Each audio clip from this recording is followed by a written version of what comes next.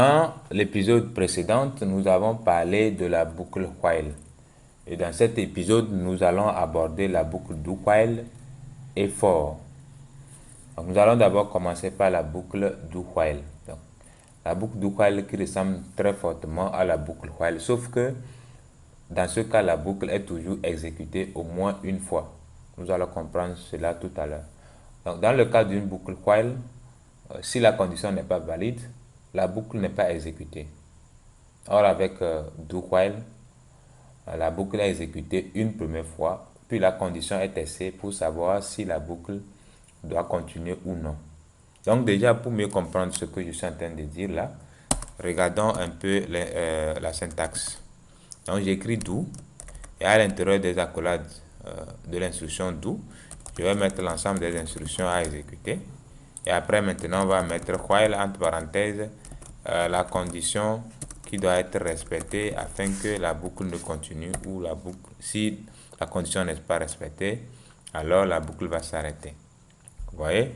Donc, dans ce cas, on est en train de dire faire ceci et vérifier la condition. Si la condition elle est vraie, alors on reprend l'exécution des instructions qui sont dans le do. Par contre, avec la boucle while, on vérifie d'abord la condition. Et si la condition est vraie, alors on exécute les instructions. D'accord? Donc, on va faire un petit test tout à l'heure. Donc, ce que je vais faire, je vais mettre tout ceci en commentaire rapidement. Et je mets ceci aussi comme ceci en commentaire. Voilà. On va déclarer une variable qu'on va utiliser pour faire test. Donc, var i égale à, par exemple, 1, point virgule. Et je vais dire ici alerte i, point virgule. Et je vais mettre la condition while, par exemple, i inférieur à 0. I inférieur à 0. Donc, vous voyez, j'ai déclaré la variable i à 1. D'accord? I n'est pas inférieur à 0. Donc, je lui dis d'afficher i tant que i est inférieur à 0. On va aller voir le résultat. Donc, ce qu'on va faire, on va déjà lancer le programme. Et ça nous affiche 1. Je clique sur OK. Donc, ça nous a affiché 1. Ça ne va plus continuer parce que la condition n'est pas respectée. Donc, au moins, la boucle s'est exécutée une fois. Maintenant, on va changer ceci par une boucle while. Donc, avec la boucle while, on devait tout simplement écrire while i inférieur à 0, alerte, entre parenthèses, i.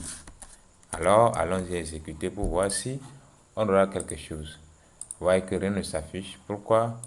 Justement parce que on teste d'abord la condition et si elle n'est pas vraie, on n'exécute pas les instructions.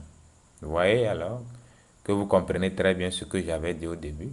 Avec la boucle do while, l'instruction est exécutée, mais la boucle est exécutée au moins une fois et va se répéter si et seulement si la condition est vérifiée. Très bien. On a donc une différence fondamentale entre l'écriture de la boucle while, ce qui permet de bien faire la différence entre les deux. Donc, généralement, nous, les programmeurs, préférons la boucle while avec une condition qui fait que celle-ci est toujours exécutée une fois.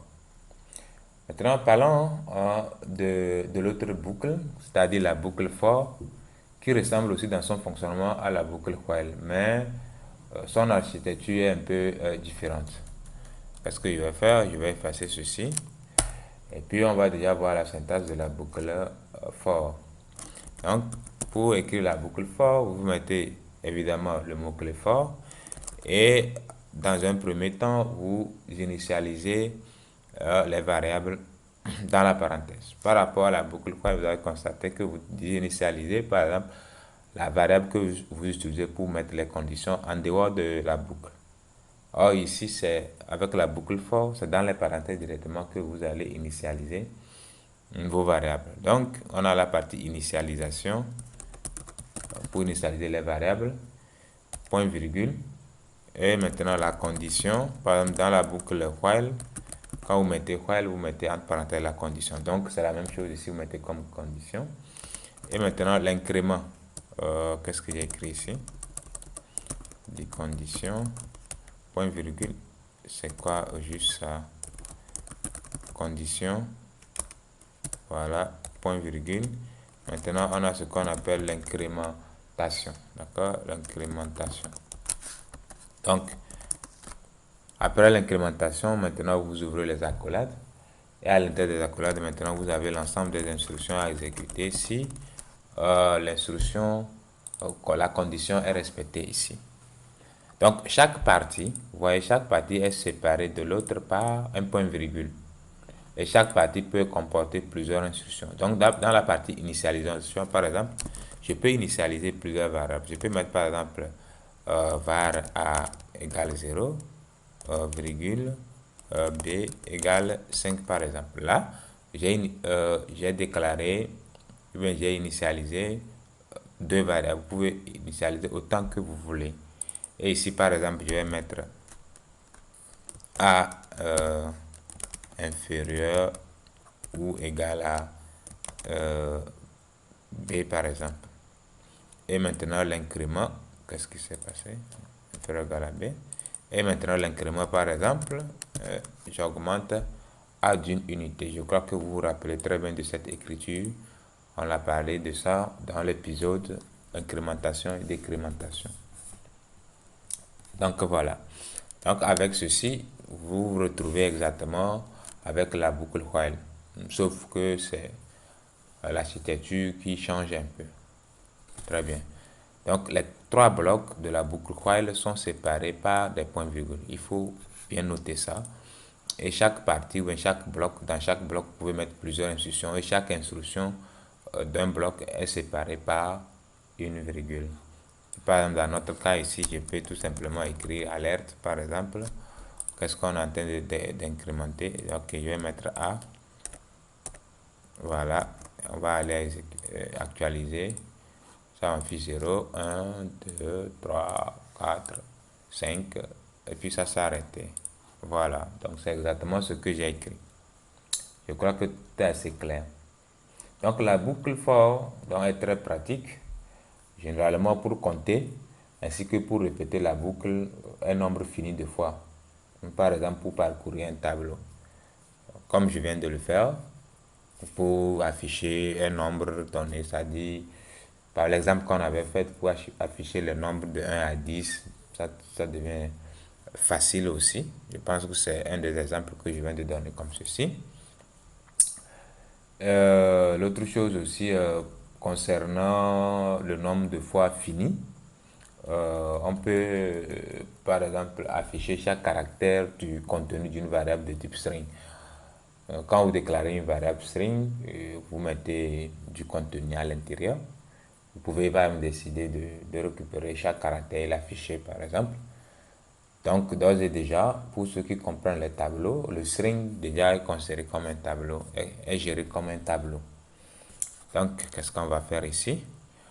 Je vais par exemple déclarer une variable nom qui est égale à ozon. Je mets point virgule et là je vais enlever ceci et var a égale à 0 et je vais écrire tant que a inférieur à par exemple nom.length. Donc la variable length ou bien l'attribut length plutôt de la variable nom nous retourne la longueur du contenu qu'on a placé dans cette variable là.